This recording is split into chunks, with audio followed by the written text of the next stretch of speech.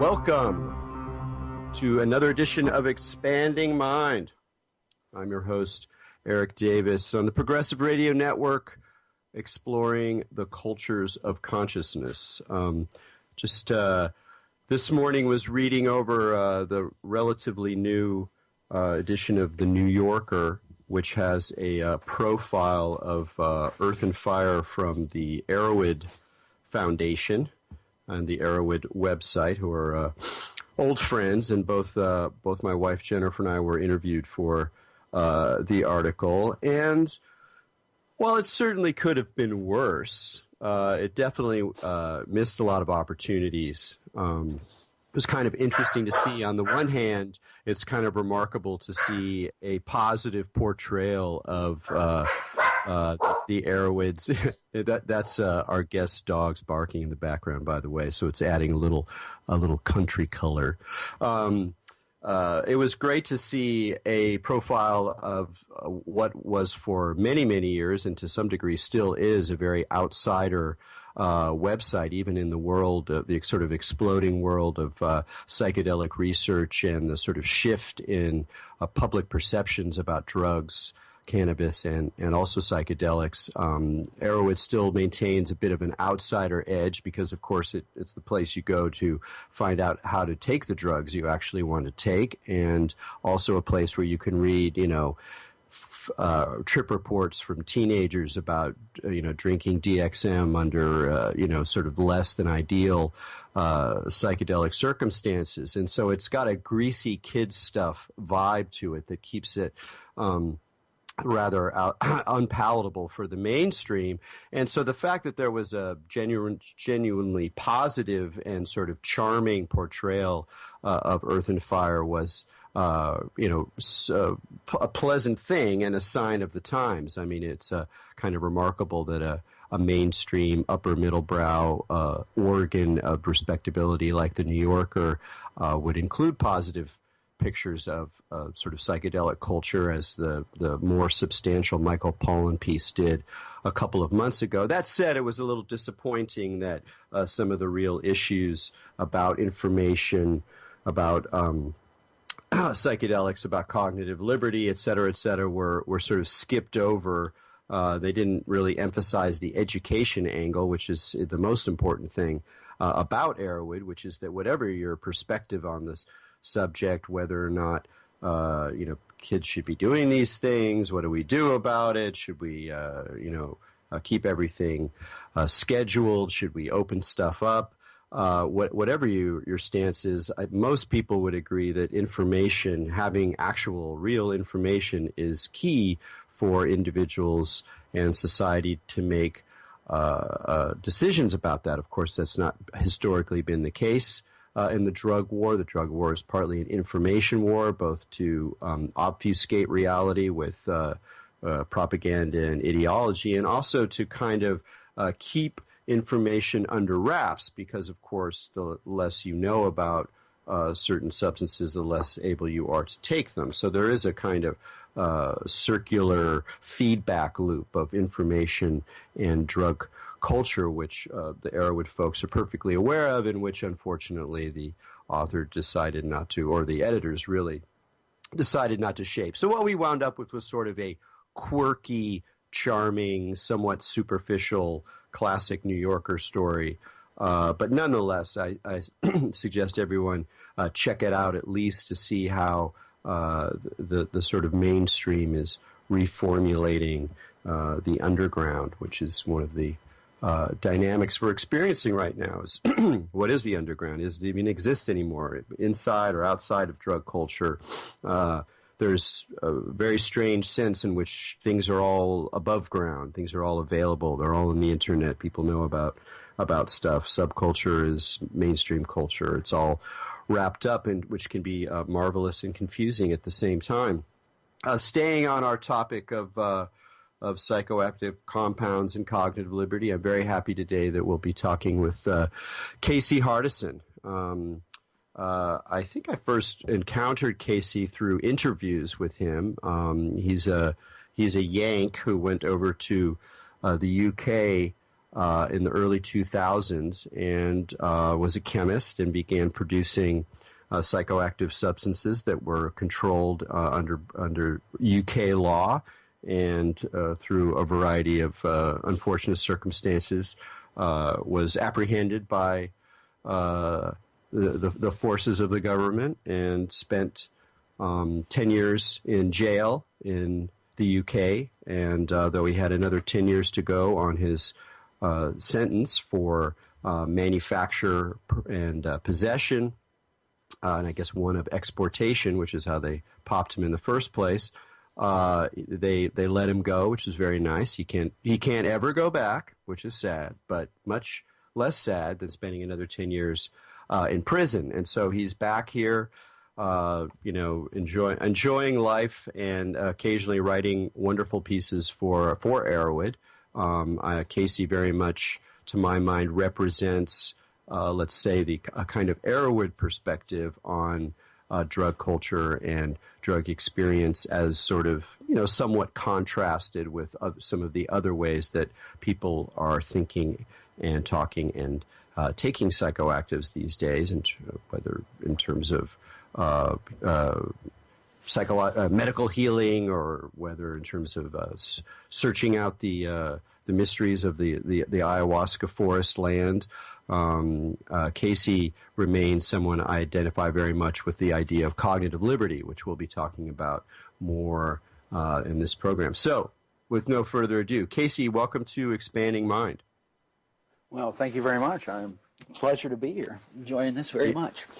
Yeah, no, it's good. So I know you're in the midst of a move, so there's a lot of turbulence and change. I suspect the turbulence and change is much preferable to the monotony of prison. But I suspect, knowing you a bit, and your verve, your energy, and your kind of tireless authenticity, that you actually made a pretty good run of prison, given all the constraints and frustrations involved. So, I would like to talk a little bit about your experience there and how you brought, at the point at which you were apprehended, you were already not just someone who was interested in psychoactive compounds and was, creating being a chemist and, providing material and thinking this is a good thing, a fun thing, maybe even something you can make money off. But you also had a very deep a sense of the value and purpose of personal psychoactive exploration and indeed our right to do so. So I'm kind of curious about how you brought your own sort of, attitude, perspective into the prison environment where you're dealing with all these different kinds of characters, many of whom are not exposed to that kind of those sorts of mind frames, and really just what it was like being Casey in that environment. Well, I mean, I had I had been through an amazing number of life experiences by the time I got arrested, having yet another one. When I got arrested, I knew right then I was being arrested, and as soon as the guy walked up to me and said my name, I knew the game was up. And the process of acceptance and just going with the flow of this is the moment I'm in right now, being here now in this moment, started like immediately. I was, switched into that mindset. I was high at the time, and I was on a little bit of LSD. I wasn't, I'd taken it way earlier in the morning. This was the evening by now. And so going into prison, I knew, one, I was going to get a chance to rest. I'd been running quite at a high pace for quite a long time, and I was going to get a chance to rest, and I was going to get a chance to, try to represent myself, represent the cause of cognitive liberty. It was like a pretty stoic and philosophical moment. It took a number of days for it to really sink in that, fuck, I really am in prison now, and it's going to be a long time before I get out. Thankfully, David Luke, I believe, sent me a copy of Man's Search for Meaning by Viktor Frankl, which was basically like, if you've got a reason to survive the experience of the concentration camps, you will find a way to do so. If you can invent a reason, create meaning for yourself, then you'll make it through. And so that was a really great thing to have, like within the first weeks the two, I had completed that book by the second week of imprisonment, and that helped set a perspective that was like, this guy survived 7 years in a concentration camp. There's nothing that's going to happen in here that's going to even compare to that, and I should be just fine. Well, I got a question. I've read your account of being arrested before, and you talk about how you sort of immediately accepted the situation. Uh-oh. I imagine myself in situations like that, and like the first thing would be just this terrible denial and this attempt to like, no, there's got to be a way out. Oh my God, you're like total like kind of an anxiety freak out. Maybe not. Maybe I would show up with that kind of radical acceptance. Is that just your personality, or do you think that ability to jump on the experience, however disturbing, terrifying, with open eyes and open arms, is something that you also had already developed because of your experiences? Yeah, I don't want to say it's my personality, like there's some sort of set personality or anything like that, but it's certainly something I learned and habituated to over a long period of time. Psychedelics helped growing up in the rooms of AA with my dad being sober and talking about all that stuff that the AA people talked about, with acceptance being very key. Seeing my father in the midst of very dynamic situations, being able to just accept this is what's so, and now we must pick up the pieces from this point and move forward. Seeing him as a role model was fantastically helpful. But I think at that moment, it was, radical acceptance was the order of the day. I mean, it was a situation of this is what's happening, be here now, and, pay attention and be mindful of everything you say, every action you make, or I make, everything I say, or every action I make. And, this is it, Yeah. Well, and another thing is that you decided to represent yourself and to go what you could call the high road. Most legal cases, most drug cases that I'm familiar with, where people get off. What is this? Do you hear this, Casey? What? Oh, I'm hearing you. Yeah. I'm getting pauses though. Yeah, no, that was. I just had a sonic attack from my web browser. Those little sneaky advertisements that hide there. That you decided to represent yourself and also to take the high road of, arguing your case based on human rights rather than trying to find some, sneaky little error that the cops performed in order to get off on a technicality, which is most of the way that people would approach these situations. The hardened, snaky defense attorney who finds the one little element of ambiguity and then sort of drives that home until the thing kind of falls apart. That was also a big decision. Was that always clear to you that you were like, hey, I'm in this situation, I'm going to go the high road and try to make an actual legal point, a philosophical point, a human rights argument from the situation? That was, from the get-go, that was clear to me. I knew, for one, I knew Richard Glenn Boyer and his Center for Cognitive Liberty and Ethics, and had read every journal of cognitive liberties that had existed. And I just knew full square that I was going to, I was hand in the cookie jar. There was no way I was going to get out of this. England doesn't have the doctrine of the poison tree. So it's totally at the judge's discretion. If he thinks the case is severe enough, it doesn't matter if the cops screwed up. They're still going to get you. The principled stand, the philosophical stand was, I knew I was going to do. My father had been a fierce constitutionalist freeman throughout my life and had raised me to understand law and to apply it, use it. And I knew I was going to do that. There was not, did your father consider himself? What else? Yeah. Say again? What else could I have done? What else are you going to do? No, but was your father, was he a libertarian? Yeah, I was a libertarian in probably the Jeffersonian sense of libertarian. Put that with John Stuart Mill, that our liberties are going to be protected by the black letters of the law. and the barrel of a gun. That's probably my dad's most poignant version of it. You know, it's going to be the Blackletters sort of. It's one of those. It's kind of the old school libertarianism that we have so little of today in America. One of my, many sadnesses about our contemporary political world is that the aspects of that libertarian idea, particularly surrounding the Bill of Rights, has sort of declined drastically in the face of kind of corporate libertarianism and a sort of hysterical love of high-powered weaponry and the ideological basis of what it really means to be free, and the idea that government exists partly to enshrine those freedoms. Somehow it got lost along the way. I'm not really sure how that happened. But it makes sense that you were ready to take a kind of cognitive liberty stance. What was your argument before the court?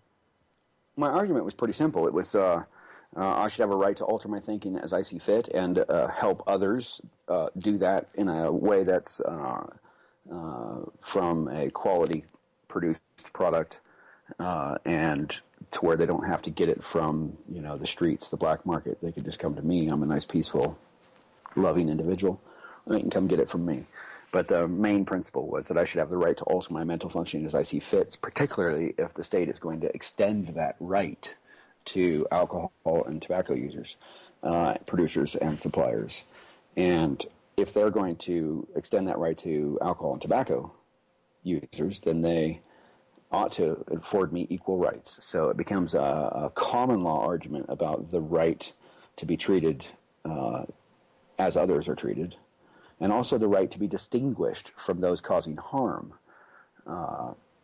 in the same way that they distinguish alcohol and tobacco users, producers, and suppliers that don't cause harm. But still, the whole basis is on that very simple: without the right to think, all other freedoms are meaningless. Right, and how did they take that? Well, I mean, they listened to me. Number one, they let me go. They gave me a lot of latitude. The judge, Anthony Niblett, gave me a lot of latitude in speaking my point, my position. At the end of the day, he very terserily dismissed it and didn't address the arguments very well at all. And so, in the end of the day, I got really nowhere, except became a psychedelic folk hero of sorts. Well, and you also got that argument out there. I mean, there's been. That is a coherent legal argument to whatever degree. I mean, I'm not a lawyer; I can't judge it in that sense. But in the sense that you're arguing from rights, there's a rights argument here. Have other people employed that kind of approach? I mean, I know you were working with Charlotte Walsh. Yeah, not nobody before me, but right. A couple of people after, and they've achieved about similar results. They've made a little bit more headway in getting some analysis, some actual conversation about it in the courtroom, as in on paper. But not much leeway has been made at all. Not much headway has been made at all. When I came up with that argument and started applying it, I thought that it was a pretty damn good dead cert, because I looked at the terrorism cases in the United Kingdom about indefinite detention, and when they came to the equal rights issue about indefinite detention, they cited a U.S. case, Railway Agency versus New York, which talks about not letting judges apply the law or the legislature apply the law to people they don't like, because they, I should probably find the actual quote. It's certainly in my court documents, but the basics is like, applying the law rationally, where there are distinctions, make them. Where their distinctions don't work, or they're illogical, don't make irrational law. Don't make laws that apply unequally. And the idea that's expressed in that case is that they would, by making unequal laws, they avoid retribution from, say, alcohol and tobacco users, who would be really upset if their drugs of choice were prohibited. So they apply it unequally because they're just way outnumbered in the alcohol and tobacco users than they are, would say. Go ahead. No, I was to say it's a good example of how facts on the ground sort of constrain the rationality of law and the way that the legal system kind of sort of both acknowledges and doesn't acknowledge those facts on the ground. I mean, that being perhaps the most glaring one in any discussion of drug laws and drug prohibition in relationship to alcohol and tobacco, but also in terms of prescription pharmaceuticals. That we get all this stuff about these dangerous illegal drugs when, at least in the United States, clearly the most out of control drug problem that we have right now, or at least in terms of growing numbers of it, are these addictions to pharmaceutical opiates, and then they get off those, and then heroin's cheaper, and so then you have all this exploding heroin usage in poor areas, et cetera, et cetera. It's an old story in some ways, but it is one where if you look at it rationally, it actually doesn't really make sense, and so the whole thing is kind of built on a bit of a house of cards, but it seems like it's a pretty stable house of cards. I mean, do you have much hope or actually even interest in pursuing or keeping this kind of argument alive, at least in a legal sense? Well, I definitely have hope of keeping this argument alive in a legal sense. I think it will come around. I mean, it's something that will be recognized in time. I think I was just way too early. There's something in judicial circles called the ripeness doctrine, and I don't think it was ripe for the mindset. Like right now, we're in the United States of America, we have lots of states that are regulating now a lawful market in cannabis products. And I say it very clearly like that because you cannot legalize a drug by any stretch of the imagination. No drug can be made unlawful as well because the drug itself is not the actor that will obey. What you can do is regulate actors, such as myself, in the exercise of property rights with drugs. And that's how the law actually works. It's like they're not regulating drugs at all. They're regulating humans. And so I, in particular, want to pursue that point right there. This whole thing about legalization. I am against legalization. I am against the concepts that are involved in legalization. I am not interested in that because we wind up with what the New Yorker did is they co-opt the conversation and they make it, the media, turns dissent around and, makes it something that's fashionable for Lindsay Lohan or someone like it to get involved in. And then... What's the connection between I want to spend a little more time with this because I think it's a really key point. What's wrong conceptually with the idea of legalization and how the error in that way of thinking leads to other problems?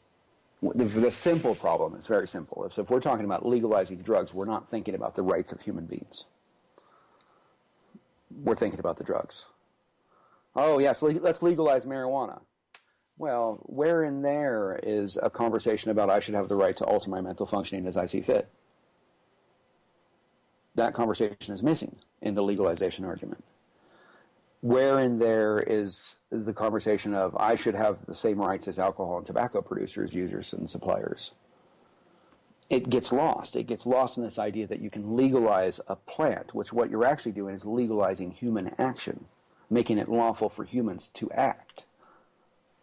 And that's what gets lost in there. And I think when people think the object of control is the drug and not the human, then it's a sleight of hand trick that distracts us from what's really going on. I've thought about this a lot. I'm going to lay out a little concept here. I'd love to hear your response. So, at the Last Horizons conference, I saw a talk by Stephanie Jones, and she was poo-pooing the idea that psychedelics are going to follow along the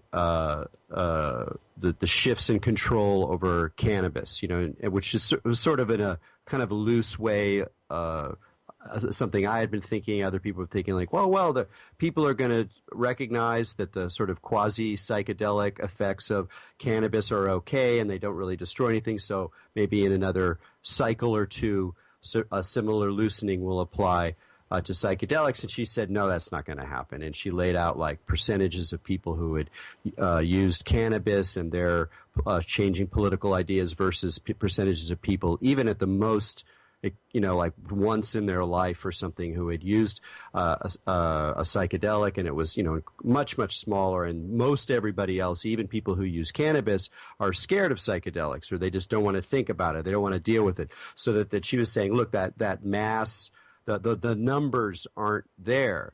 And then I was thinking like, okay, well, what else is going on here? And I went, well, I think in a way the shifts in cannabis regulation that we're seeing now is kind of becoming a missed opportunity, because as you're just perfectly along with what you were just saying, we're not really recognizing what is at stake in that shift in terms of our rights, in terms of a right to alter my consciousness, or even in terms of a right to pleasure, to bring in John Stuart Mill, an old utilitarian argument. So it's like, so I should have a right to and that is actually kind of what's beneath some of this regulation, but no one is articulating it. Either the proponents or the critics, nobody's really talking that way. And if we don't take advantage of the changes in the cannabis market to make that argument where people are agreeing, like I'm the cannabis user, I'm in a state where it's still, scheduled, I'm like, and then someone says like, yeah, man, you should have the right to enjoy yourself. And you enjoy yourself with this. You're not causing any harm. What's the problem? Absolutely. Like, that's right. But we don't see that in the discourse. We don't see that on the pro side and the negative side. It's always like, it's always medical, or it's just some kind of, we can make money off of it. I mean, it's a really very, again, sort of disheartening point when a clear opportunity to underscore that aspect of American policy and even American culture, political culture, that is utilitarian and libertarian about pleasures and about personal freedoms. People don't even talk about it anymore. Jacob Solom back in, I don't know, it was like 2002 or 3, in an article in Salon called Saying Yes, says that, alcohol and tobacco people alcohol drinkers don't, proclaim that their drink was endorsed by God and therefore it's acceptable to use. They just say that they like a nice glass of wine.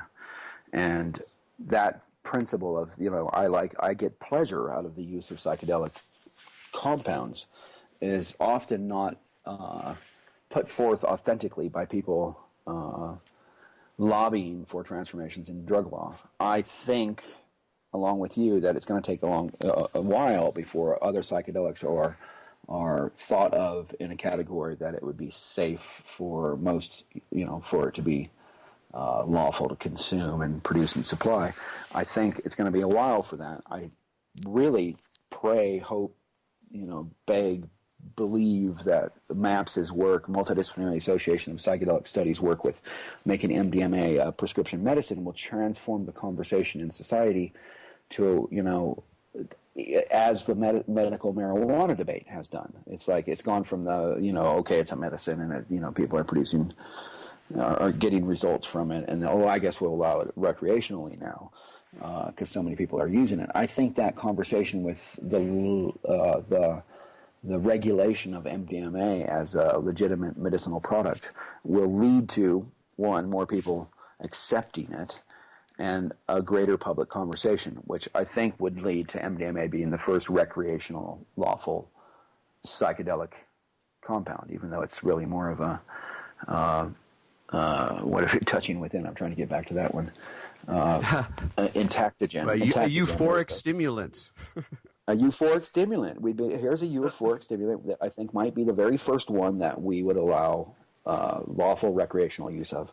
I would like to see the 20, David Nutt's, 20 most popularly used drugs. I'd like to see each one of those go through a very large public conversation in which we discuss the risks and benefits, and we can take as a nation, as a world, as a state, we can take one molecule and say, okay, this year we're gonna we're gonna allow this one, say LSD, and if, after a year we can deal with the effects of public health and emergency expenditure. If we can deal with that and it works with taxation and regulation, then we'll try another drug. And I think that would be the most logical and authentic way of going about it, having a very large public conversation about it. Okay, we know we got it wrong before, but we need to proceed slowly, but we are going to proceed to a legal regulatory model, and here's how we're going to do it. I would love to see that happen. I've daydreamed about that at length. Yeah, that does sound lovely. Well, we have to take a break right now. We'll be right back. We're talking with Casey Hardison on Expanding Mind, and we'll be right back.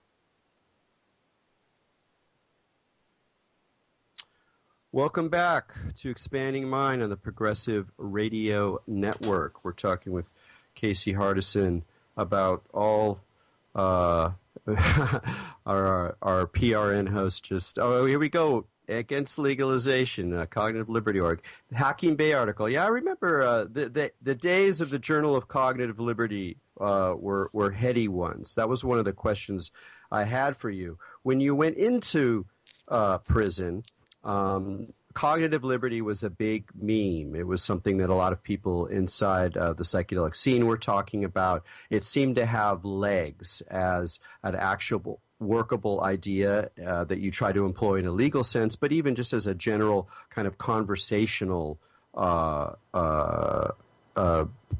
of reference. And these days, I don't hear so much about it. Again, I was at the Horizons conference, and I thought about this when I heard a presentation from Charlotte Walsh, who, of course, you know very well. And I was like, oh, God, I haven't heard this. Like, nobody else is using this language. Well, where did it go? And it's part of my, where did the cool libertarians go question. And so I put this question to you. What is it that's shifted in society, inside, the psychedelic culture, as if there is one, there's multiple ones, but inside people who are interested in changing drug laws and in letting people have access to these substances, whether they consider them medicines or holy sacraments or a good time. Something seems to have shifted, and I'm wondering if you have any ideas about that. Well, I kind of do. I think I do. I'm going to try to formulate this. I haven't really put this into words yet, but I think what we've seen is a shift from the intense focus on what can we learn about our consciousness to how the fuck can we get high and really get off our tits and have a great time on the playa. I think that worldwide, the rise of the festival scene has given more hedonism, more verve to hedonism and less to the genuine pursuit of understanding our consciousness and how it works. And the psychedelic community itself has lost a number of elders that were more concerned with how our mind works and what these molecules can teach us about ourselves.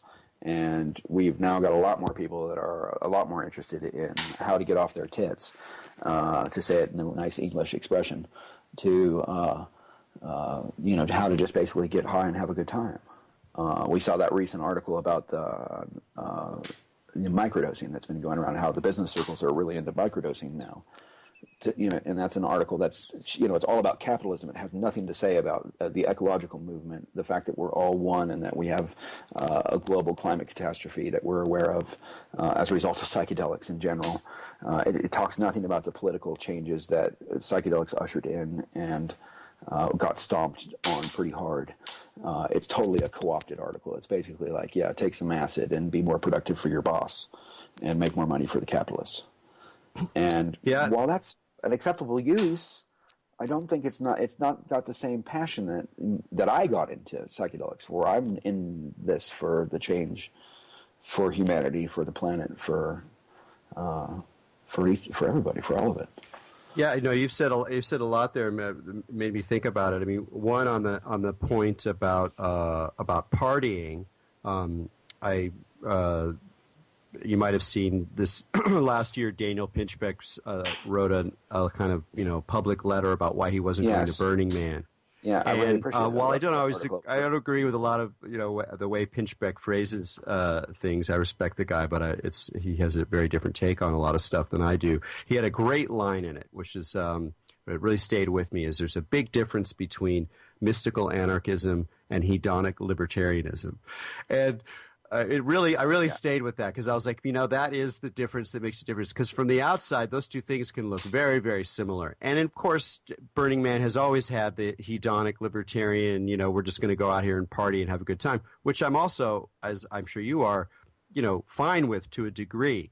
But in terms of a general conversation or a general sense about what we're doing, hedonism is it's a powerful force. It's like, you throw in sexy stuff to Game of Thrones, it's going to be a bad show. It's just easier. Once things get hedonic, it's just a little easier to swallow for most people. They're like, yeah, this is fun. This is happening. This is real. You get that groovy club sense that something is really happening. But then there's these other opportunities that are lost, particularly ones that involve what we might call spirituality or psychological introspection or investigations to the meaning of the universe.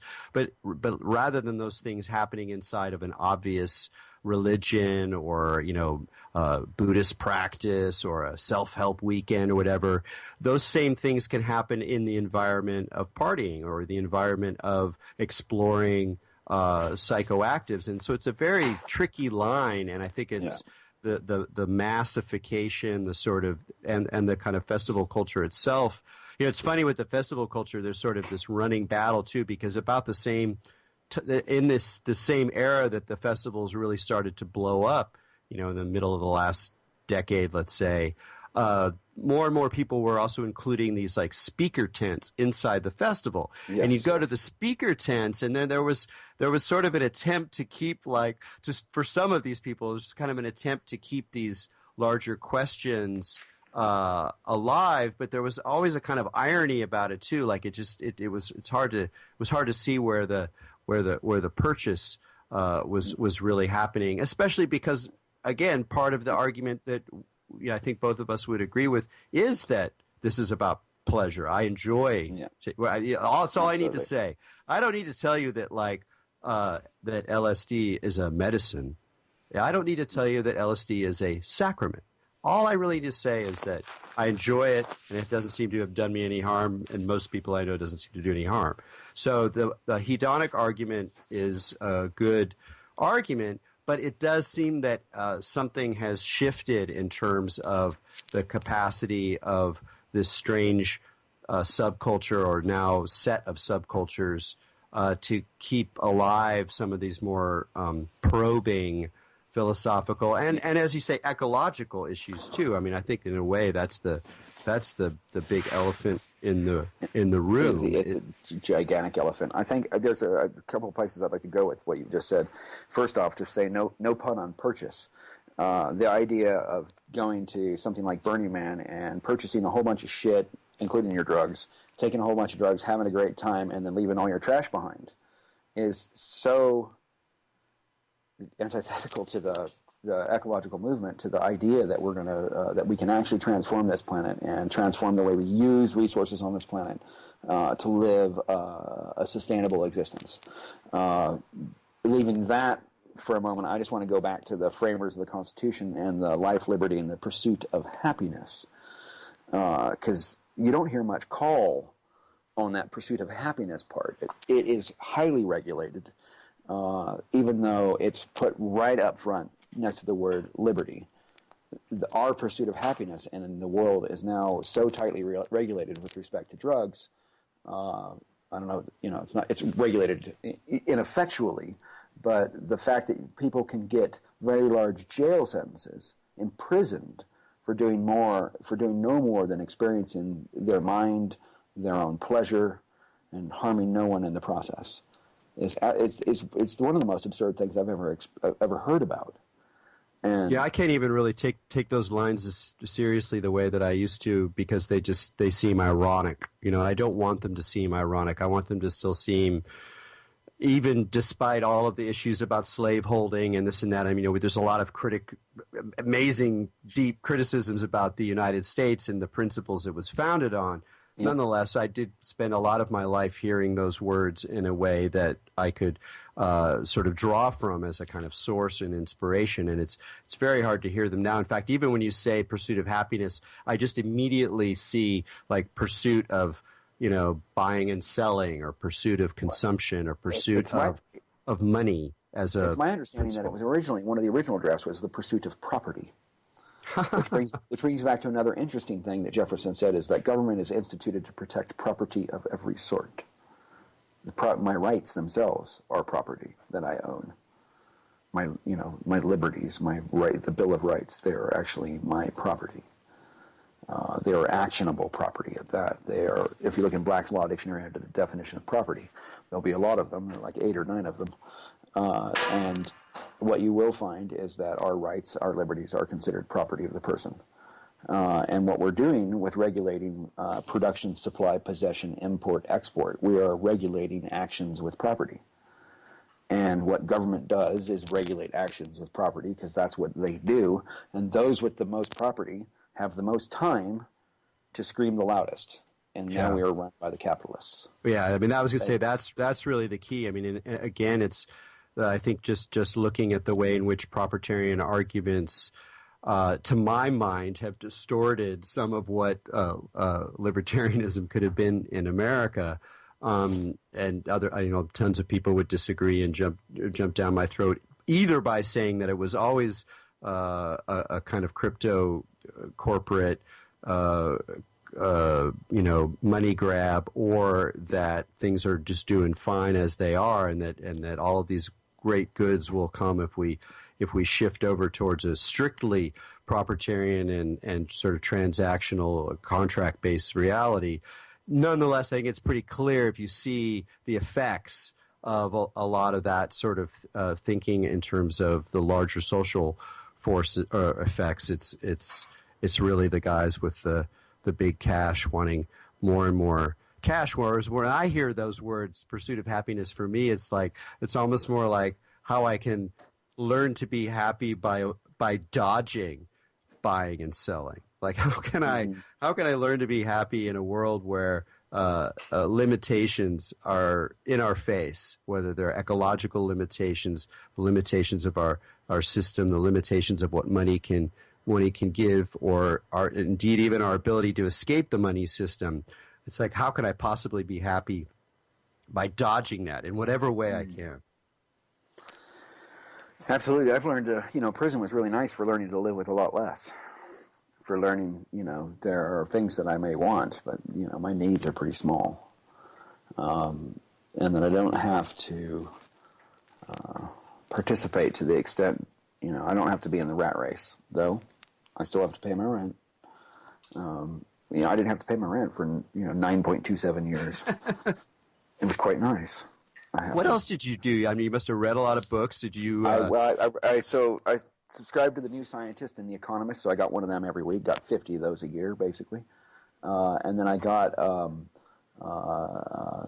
what's called it's the Times, the actual Times of London, not the New York Times or any of them. And I had a daily Times, and I had a New Scientist and Economist every week, and I studied a physics degree, and I did 7 years studying law. I played, I'm going to use my favorite English expression, shit tons of chess. I learned that one in there. I played so much chess, I can't even, I love chess. I absolutely love it still. I just made it my sanctuary. I turned it into my sanctuary. I made a really nice room for myself. I decorated my walls with inside covers or the covers of the maps bulletins or whatever nice pictures people would send me, that I could get away with it. It was a really comfortable living. I knew I was living better than 2/3, if not 3/4, or even 90% of the planet. I was living, a very, I had hot and cold running water. I had a toilet that flushed. I had a kettle I could boil water with. I had a television. I had my stereo, a little boombox stereo I could use. I was well off, but I was not free to move. Right, right. And now you're back in the rat race. What are you doing now? I'm not going to discuss particularly what I'm doing at the moment. I'm basically a scientific and technical consultant for a number of different people. That's what I'm basically doing now. I'm moving to Santa Cruz. I'm packing this house up so that I can be more involved in the MAPS community, the Bay Area psychedelic community, even more involved in drug policy in general. That's one of the that's where I'm moving towards. Emerging back in the world. I came out of prison. I spent 2.5 years out here in the woods. 2 years solid out here on the edge of the wilderness. I'm like a mile from the wilderness boundary, and I'm 20-something miles from Grand Teton National Park and 50 miles from Yellowstone National Park. And I was in Soldier Field for the Grateful Dead 50th anniversary with maps representing the clemency petition I put forward for nonviolent deadheads that are still in prison from the 90s.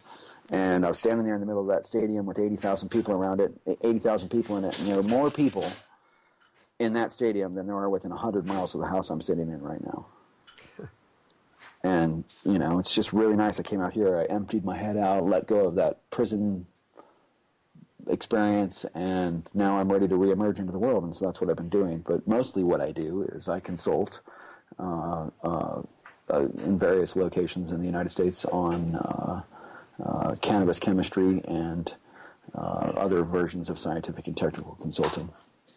Well, since you mentioned cannabis chemistry, I'm curious. Like, what are you most looking forward to in the explosion of technical,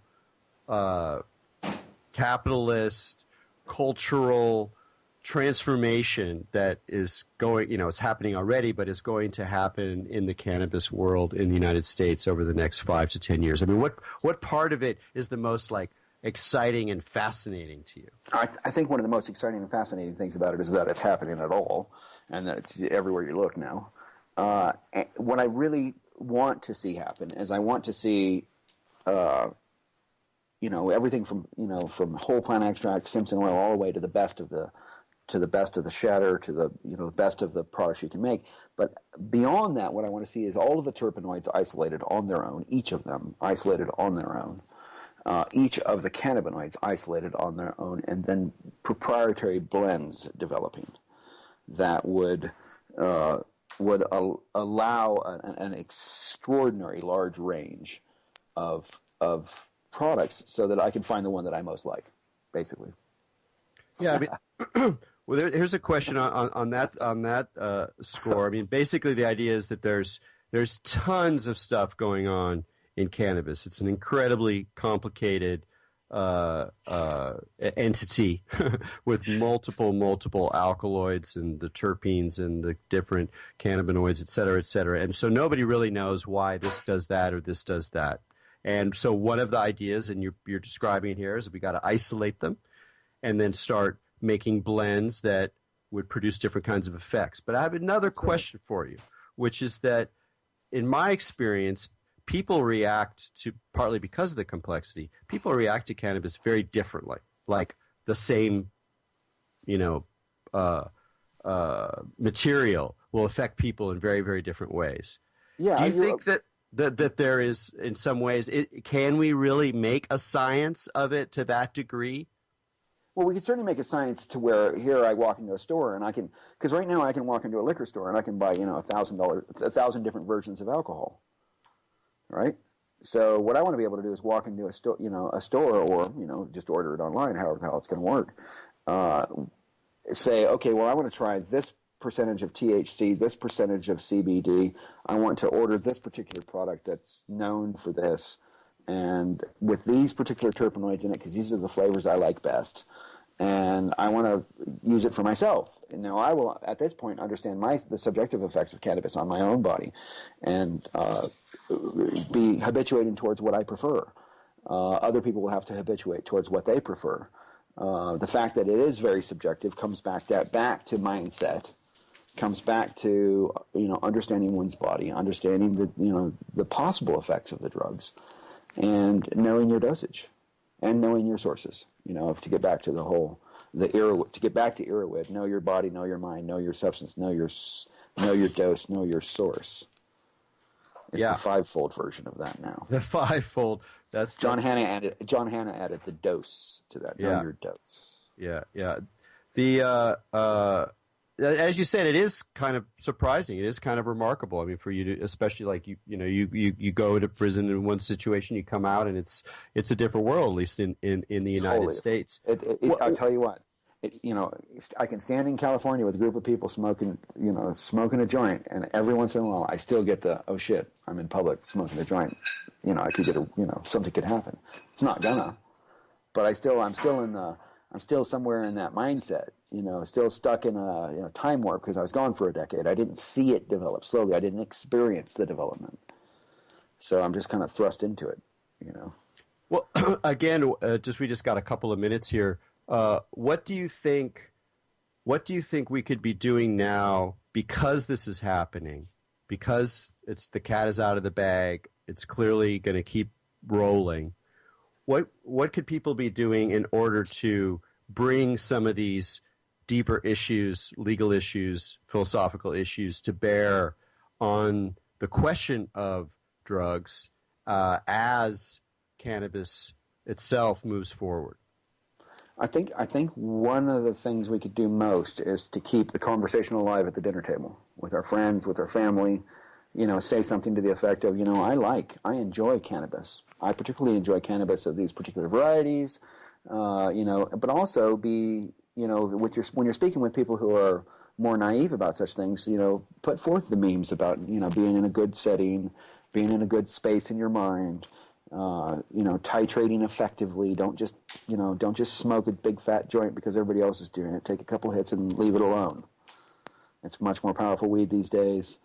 Or get a lower potency weed for yourself. But discuss these things. Talk about it. And also, in addition to saying, I like this, how can you argue with that? I like cannabis. Nobody's going to be able to argue with that.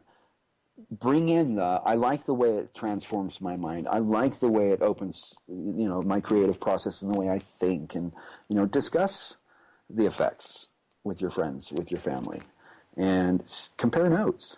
See where there's room for you to utilize cannabis as a tool and not just just something you do all the time. When you're smoking it, think, okay, right now I'm going to whip out some yoga, or I'm going to write something, a letter to a friend, use it as a tool occasionally. Remember that, it is enjoyment and a tool. Hey, those are great words. A good point to wind up on. I just, finally, you mentioned writing. I'm curious, I hope you continue to write. You've done some very interesting articles. We didn't really talk about them, but we've done interesting articles for Erowid. Are you planning any sort of more larger book projects? Planning slowly. It's really hard, because I'm still kind of in it. Yeah. This whole conversation. It's hard for me to distance myself to actually get the perspective. I think it would require for me to write effectively about my whole life. But it's coming. There's so many people who want it, and I just haven't done it. I just haven't taken the time yet to make it happen. But I see it coming soon, within the next year or two. Good. Well, you got the time. Anyway, Casey, we're going to have to wrap it up there. Thanks so much for joining us here on Expanding Mind. Thank you very much. I really appreciate it. You have a good night. Good day. All right. That was Casey Hardison, folks. Check him out. Go read his articles on Erowid, and he's got some great interviews out there. Next week, we'll be talking with Dave Mindell about autonomous robots. And with that, keep your minds open.